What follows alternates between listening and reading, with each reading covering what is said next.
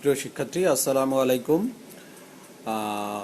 যান্ত্রিক ত্রুটির জন্য একটু দেরি হলো। আমরা আজকে এই ক্লাস শুরু করব। আমরা আজকে প্রথম পত্রের প্রথম অধ্যায় রিভাইজ ক্লাস নিব। প্রথম পত্রের প্রথম অধ্যায় তোমরা জানো, অর্থায়নের প্রাথমিক ধারণা। অর্থায়নের প্রাথমিক ধারণা ক্লাসে তোমাদের সবাইকে জানাচ্ছি আমার পক্ষ থেকে স্বাগতম। প্রিয় শিক্ষার্থী, তোমরা আমার মনে হয় অনেকেই একটু ক্লাস দেরিতে হওয়ার জন্য বাইরে আছো। তোমরা একটু লক্ষ্য করো, আমরা বা যারা করছো তারা আশেপাশে আসো, চলে আসো, আমরা একটু ক্লাস নিব। আজকে আমরা মূলত হচ্ছে প্রথম পত্রের উপর ক্লাস নিব, ঠিক আছে? আমরা আজকে মূলত নিচ্ছি প্রথম পত্রের উপর প্রথম অধ্যায়ের ক্লাসটা নিব। আশা রাখি তোমরা সবাই মোটামুটি ক্লাসে থাকবে। আমাদের প্রথম পত্র ফিনান্স, ব্যাংকিং ও বীমা। প্রথম পত্রের যে ধারণাটা আছে সেখানে আমরা একটু দেখি। প্রথম পত্রের প্রথম অধ্যায়ের নাম আমরা সবাই জানি এবং শিখন ফল দেখি। শিখন ফল এখন আমাদের এতটা আলোচনা করার দরকার হবে কিনা জানি না। তারপরে এই অধ্যায়ে আমরা পাঠ শেষে যেসব বিষয় শিখবো তা একটু ধারণা দিয়ে দিই তোমাদের। প্রথমত অর্থায়নের ক্রমবিকাশ বর্ণনা করতে পারবে, অর্থায়নের ধারণা স্বরূপ ব্যাখ্যা করতে পারবা, অর্থায়নের কার্যাবলী বিশ্লেষণ করতে পারবা এবং অর্থায়নের নীতিসমূহ ব্যাখ্যা করতে পারবা, অর্থায়নের নীতিসমূহের মধ্যে পারস্পরিক সম্পর্ক ব্যাখ্যা করতে পারবা এবং অর্থায়নের লক্ষ্য ব্যাখ্যা করতে পারবা। এই অধ্যায়ে আমরা মোটামুটি এই বিষয়গুলো আলোচনা করব এবং শিখতে পারবো। প্রিয় শিক্ষার্থী, আমরা যেহেতু সূচনায় অধ্যায় একটু লক্ষ্য করো, এখানে দেখো আমাদের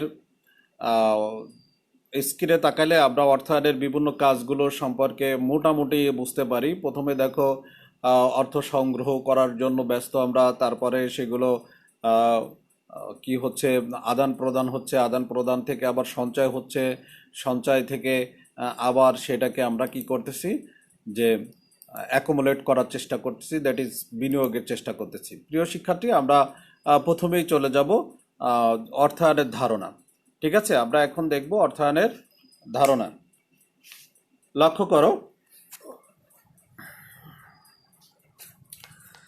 অর্থায়ন কি আমরা এক কথায় যদি বলি, যে একদম ভেরি সিম্পল ভাবে যদি বলি, তাহলে অর্থ সংগ্রহ, ব্যবস্থাপনা ও নিয়ন্ত্রণের কলাকৌশলকে আমরা বলবো হচ্ছে অর্থায়ন। আমি আবার বলি, অর্থ ব্যবস্থাপনা, অর্থ বা মূলধন সংগ্রহ, ব্যবস্থাপনা, নিয়ন্ত্রণের কলাকৌশলকে অর্থায়ন বলা হয়।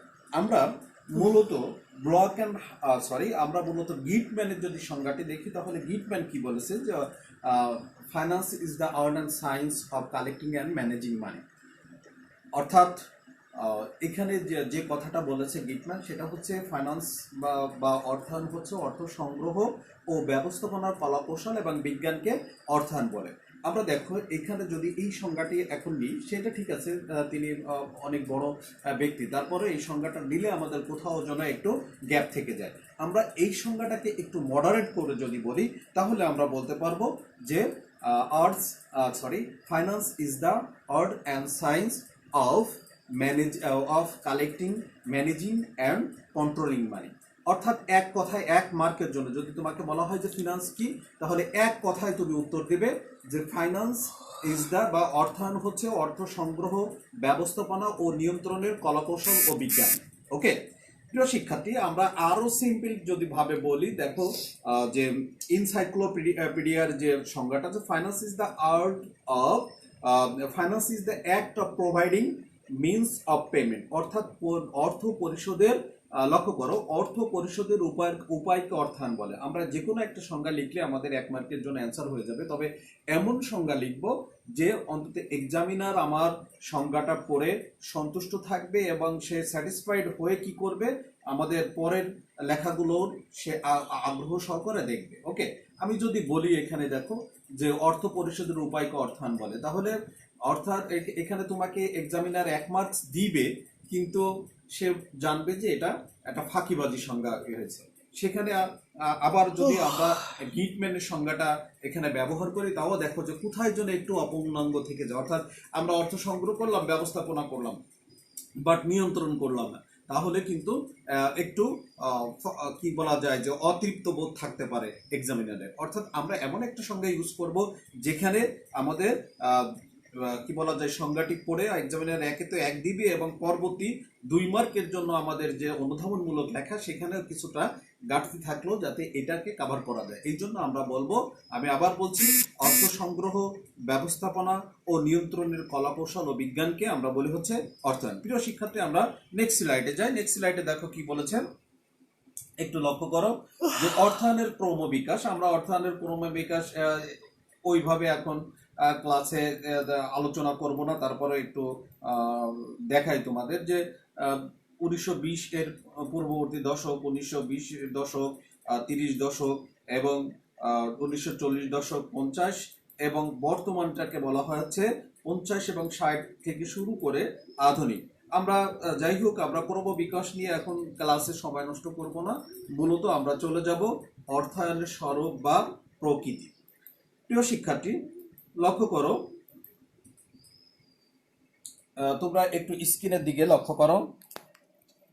দেখো, আমরা অর্থায়নের স্বরূপ বা প্রকৃতিটা একটু দেখব। এখানে বলেছে পারিবারিক অর্থায়ন বা সরকারি অর্থায়ন, অব্যবসায়ী প্রতিষ্ঠানের অর্থায়ন, ব্যবসায় অর্থায়ন এবং আন্তর্জাতিক অর্থায়ন। দেখো, আমরা একটি সংজ্ঞা মুখস্থ করে সবগুলোই পারবো। পারিবারিক অর্থায়ন, পারিবারিক অর্থায়ন কি? যে কোনো পরিবারের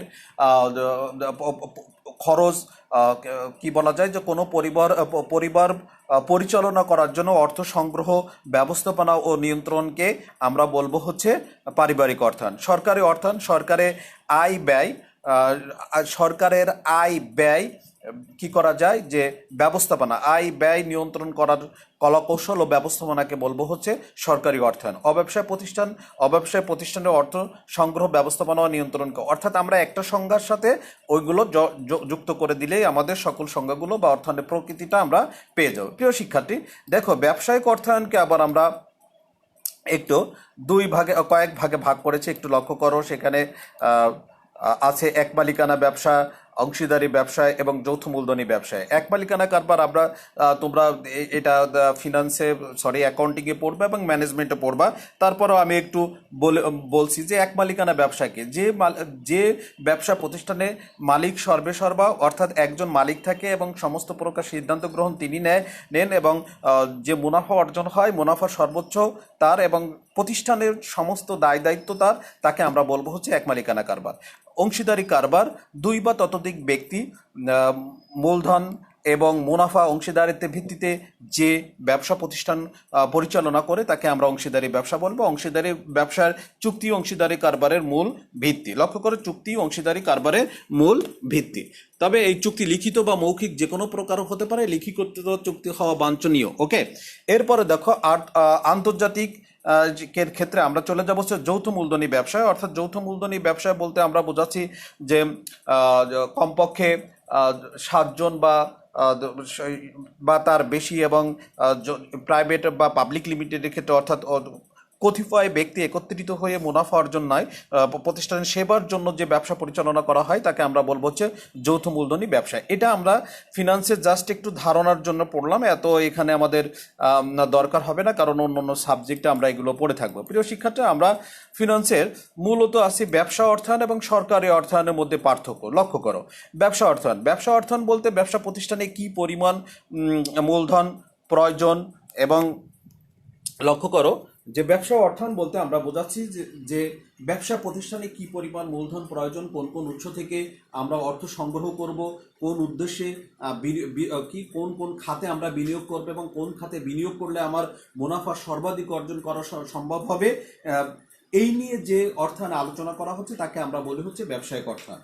সরকারি অর্থায়ন বলতে রাষ্ট্র পরিচালনা করার জন্য সরকার কোন কোন উৎস থেকে অর্থ সংগ্রহ করবে, কোন কোন খাতে ব্যয় করবে এই সংক্রান্ত এবং কিভাবে তার সুষ্ঠু পরিচালনা ও নিয়ন্ত্রণ করবে, এটাকে আমরা বলবো হচ্ছে সরকারি অর্থায়ন। প্রিয় শিক্ষার্থী, আমরা চলে যাই নেক্সট স্লাইডে কি আছে দেখি একটু। দেখো, অর্থায়নের কার্যাবলী আমরা বিভিন্ন জায়গায় বিভিন্নভাবে অর্থায়নের কার্যাবলী থাকতে পারে। আমরা অর্থায়নের কার্যাবলী মাত্র 4টি অর্থায়নের কার্যাবলী শিখবো। লক্ষ্য করো, অর্থায়নের কার্যাবলী 4টি। একটা হচ্ছে মূলধন সংগ্রহ করা, দ্যাট ইজ ফান্ড কালেকশন। তারপরে হচ্ছে 2 হচ্ছে মূলধন budgeting, that is capital budgeting. 3 হচ্ছে কারেন্ট অ্যাসেট ম্যানেজমেন্ট বা স্বল্প মেয়াদী সম্পদের ব্যবস্থাপনা।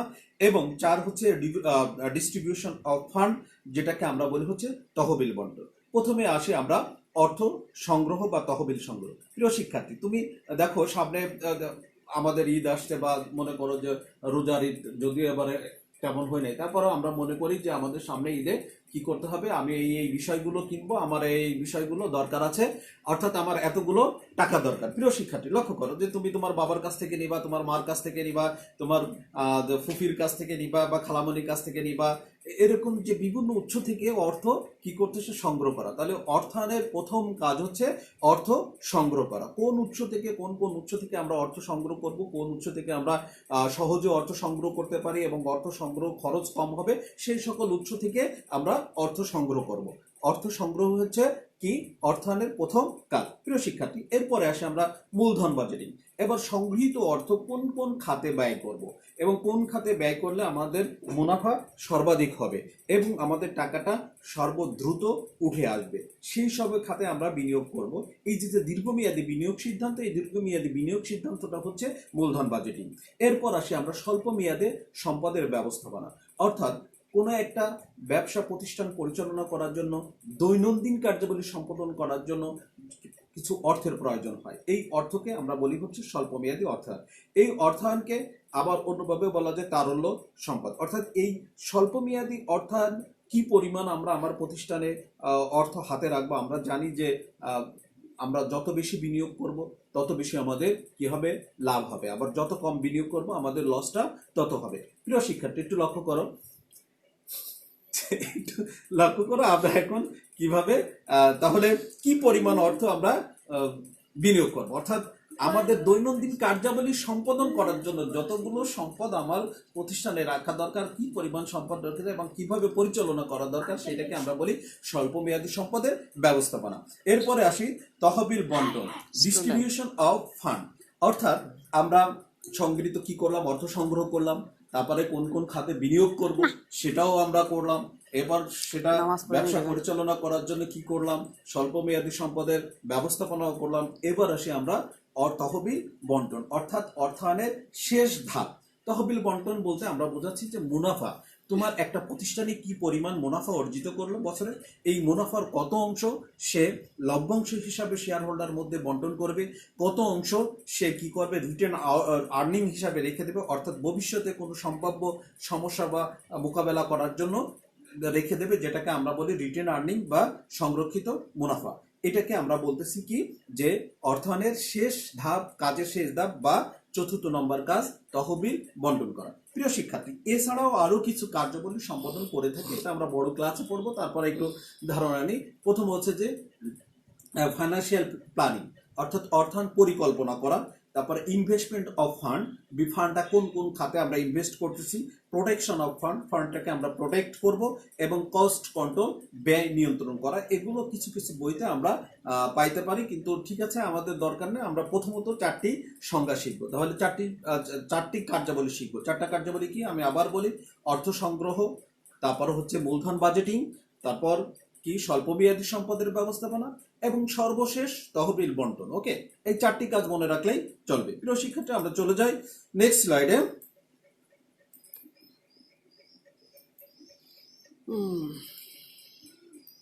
অর্থায়নের নীতি সমূহ। অর্থায়নের নীতিকেও আমরা প্রধানত 3টি বা 4টি নীতি আমরা আছে আমাদের বইয়ে। আমরা এখানে 5টি নীতি পড়তে পারি, একটু লক্ষ্য করো।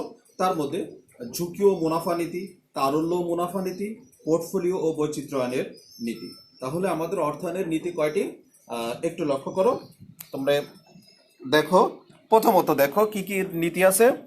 ঝুঁকি ও মুনাফা নীতি, প্রথম নীতিটা কি, ঝুঁকি ও মুনাফা নীতি। তারপর হচ্ছে তারল্য ও মুনাফা নীতি। এরপর হচ্ছে পোর্টফোলিও নীতি, আর একটা হচ্ছে অর্থের সময় মূল্য নীতি, আর আমরা একটা বেশি পড়বো, যদি চারটা চারটা আমরা পাঁচটা পড়বো আর একটা বেশি পড়বো, এটা সব বইয়ে নেই, তারপর আমরা একটু পড়ে থাকবো। সেটা হচ্ছে লভ্যাংশ বন্টনের নীতি। ওকে, ঝুঁকি ও মুনাফা নীতি। ঝুঁকি ও মুনাফা নীতি আমরা জানি যে যেসব জায়গায় ঝুঁকি বেশি সেই জায়গায় আমাদের মুনাফা বেশি, এবং যেখানে ঝুঁকি কম সেখানে আমার মুনাফা কম। একটা জিনিস মনে রাখবা, ঝুঁকি ও মুনাফার মধ্যে সম্পর্ক হচ্ছে পজিটিভ সম্পর্ক, রিলেশন, অর্থাৎ ঝুঁকি যত বেশি হবে মুনাফাও তত বেশি হবে। প্রিয় শিক্ষার্থী, এখন প্রশ্ন থাকে যে আমরা কি পরিমাণ ঝুঁকি বহন করব। ঝুঁকি বহন করার প্রথম কাজ হচ্ছে ঝুঁকি বহন, অর্থাৎ আমার প্রতিষ্ঠানে আমি কি পরিমাণ ঝুঁকি নিতে পারি, অর্থাৎ কি পরিমাণ ঝুঁকি নিলে আমার ঝুঁকি সহনীয় পর্যায়ে থাকবে এবং মুনাফা সর্বোচ্চ হবে, এই নীতিটাকে বলা হচ্ছে আমার ঝুঁকি গ্রহণের নীতি।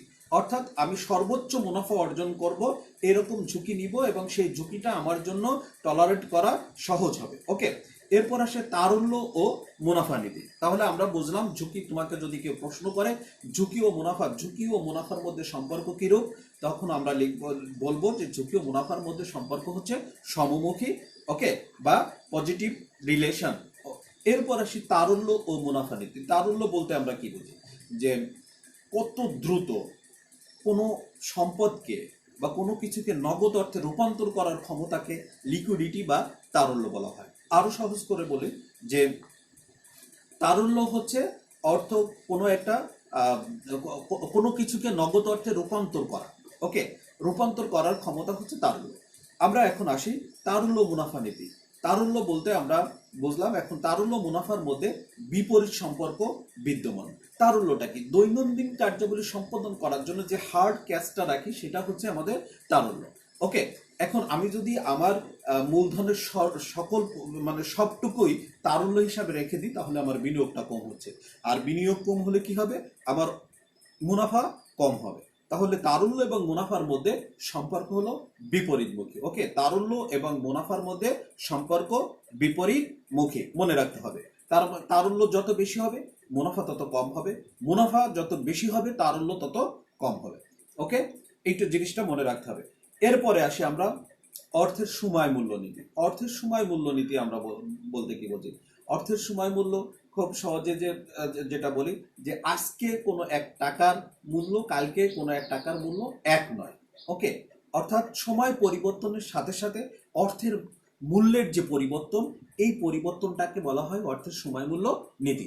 এরপরে আসে আমরা যেটার জন্য নোবেল পুরস্কার পেয়েছে 1996 সালে, সেটা হচ্ছে পোর্টফোলিও ও বৈচিত্র্যায়নের নীতি। এই নীতির মূল কথা হলো যে puts in your egg in separate basket, do not puts your egg in a basket. এই তথ্য থেকে মূলত হচ্ছে কি আসছে আজকে পোর্টফোলিও নীতিটা আছে। এই তথ্যটারই কি, যে তোমার সকল ডিমগুলো কোনো একটা বাস্কেটে রেখো না, একাধিক বাস্কেটে রেখো। এখানে তার যুক্তিটা কি, সে আমরা মনে করো যে 2 হালে ডিম কিনলাম, 2 হালে ডিম কিনে একটা বাস্কেটে রাখলাম, এখন সেটা অসাবধানতা বশত পড়ে 8টা ডিমই ভেঙে গেল, 2 হালে ডিম ভেঙে গেল। যদি এমনটি হতো যে আমরা কি করতাম, যে 2টো বা 3টা বাস্কেটে বা 2 হালে ডিম, দ্যাট ইজ 8টা ডিম 4 জায়গা রাখলাম 2টো করে, তাহলে একসঙ্গে তো 4টা ডিম 4 জায়গায় এফেক্টেড হতো না এবং সবগুলো ভাঙতো না। তার মানে কি, অর্থাৎ আমার ক্ষতি কম হতো। তাহলে পোর্টফোলিও ও বৈচিত্র্যায়নের নীতির মূল কথা হলো যে কি করা, তোমার ক্ষতিটাকে মিনিমাইজ করা, ঝুঁকিটাকে মিনিমাইজ করা। ওকে, অর্থাৎ কোনো একটা প্রকল্পে বিনিয়োগ না করে একাধিক প্রকল্পে বিনিয়োগ করার নীতিটাকে বলা হচ্ছে পোর্টফোলিও নীতি। প্রিয় শিক্ষার্থী, তাহলে আমরা নীতি শিখলাম। নীতি প্রধানত কয়টি? নীতি প্রধানত 4টি, মনে রাখবে। সেটা কি? ঝুঁকি ও মুনাফা নীতি, তারল্য ও মুনাফা নীতি, তারপরে হচ্ছে অর্থের সময় মূল্য নীতি, আর একটা হচ্ছে কি পোর্টফোলিও নীতি। আমরা তাহলে 4টা নীতি আমরা শিখবো, কারণ আমাদের ইন্টারমিডিয়েট বইতে যেটা আছে তাতে আমরা 4টা শিখবো। আর একটা নীতি আমরা শিখে রাখবো, সেটা হচ্ছে কি লভ্যাংশ বন্টন নীতি। এখন মনে করো আমার প্রতিষ্ঠানে এবার 10 কোটি টাকা লভ্যাংশ প্রফিট হয়েছে। এখন এই প্রফিটের কতটা অংশ আমি আমার শেয়ার হোল্ডারদের মধ্যে বন্টন করবে এবং কি পরিমাণ আমি দৈনন্দিন কার্যাবলী সম্পাদন করার জন্য রাখবো এবং কি পরিমাণ আমি ভবিষ্যতে কোনো সমস্যা মোকাবেলা করার জন্য রিটার্ন আউট হিসাবে রাখবো বা রিটার্ন আর্নিং হিসাবে রাখবো। এই যে নীতিটা, এই নীতিটাকে বলা হয় লভ্যাংশ বন্টনের নীতি। প্রিয় শিক্ষার্থী, আমরা চলে যাই তার পরের স্লাইডে। অর্থায়নের উপর একটু লক্ষ্য করো। আমরা এখানে দেখব যে অর্থায়নের উপর নীতিসমূহের প্রভাব। অর্থায়নের উপর নীতিসমূহের প্রভাব। প্রিয় শিক্ষার্থী, লক্ষ্য করো একটু, অর্থায়নের উপর নীতিসমূহের প্রভাবটা একটু দেখি।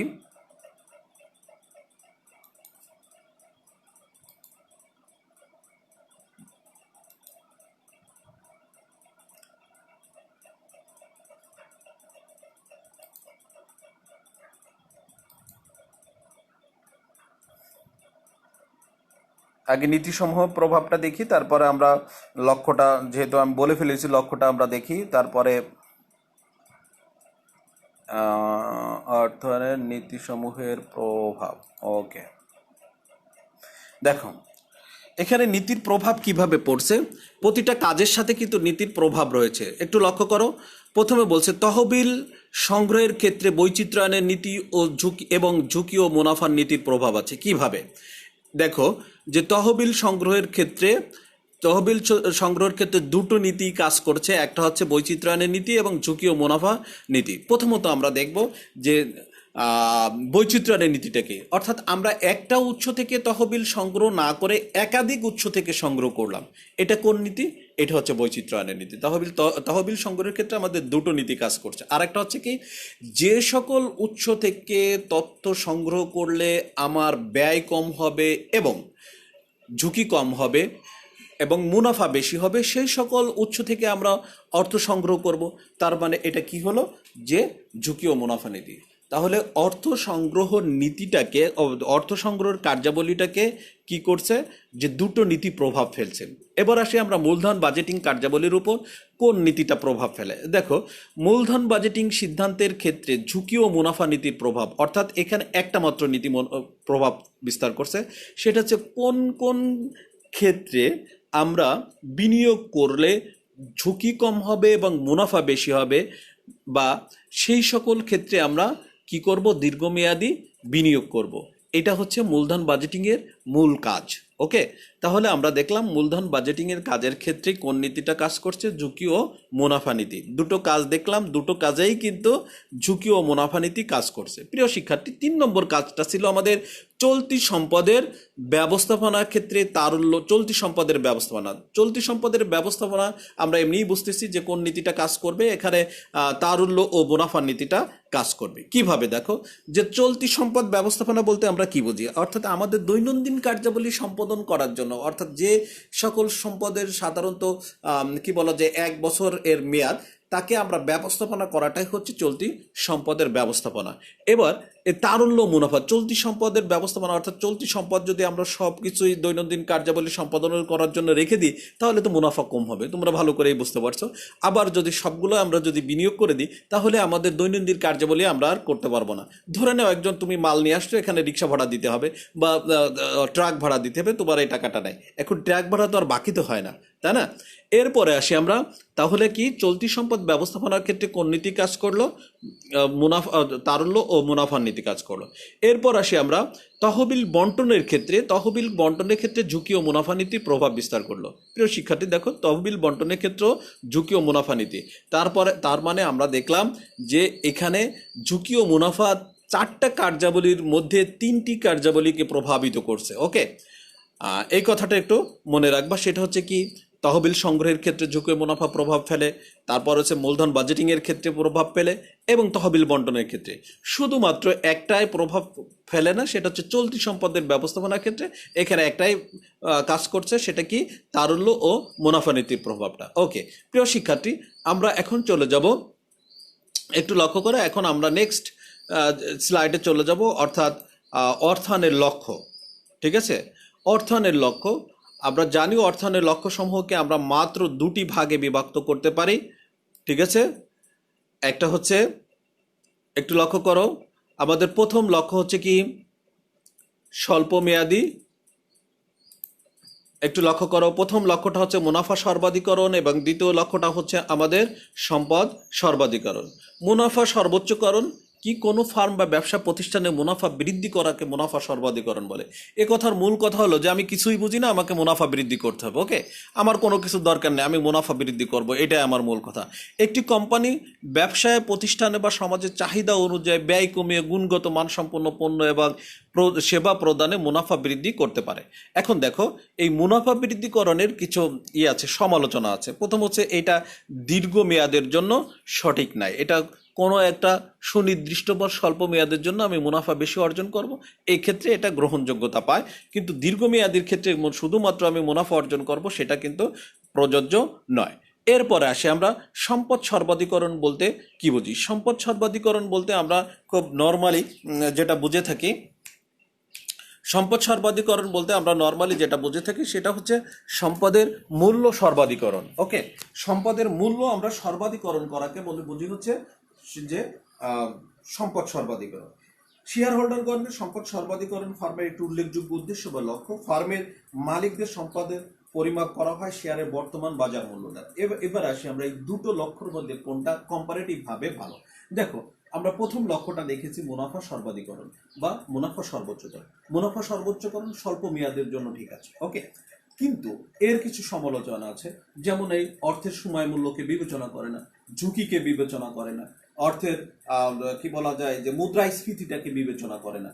কিন্তু আমরা যদি দেখি যে সম্পদ সর্বাধিকরণ, প্রথম যে কথাটা এটা হচ্ছে দীর্ঘসূত্রিতা বা যাদের কি বলা যায় দীর্ঘমেয়াদী চিন্তা করে, সেই ক্ষেত্রে এটা ফ্রুটফুল হবে।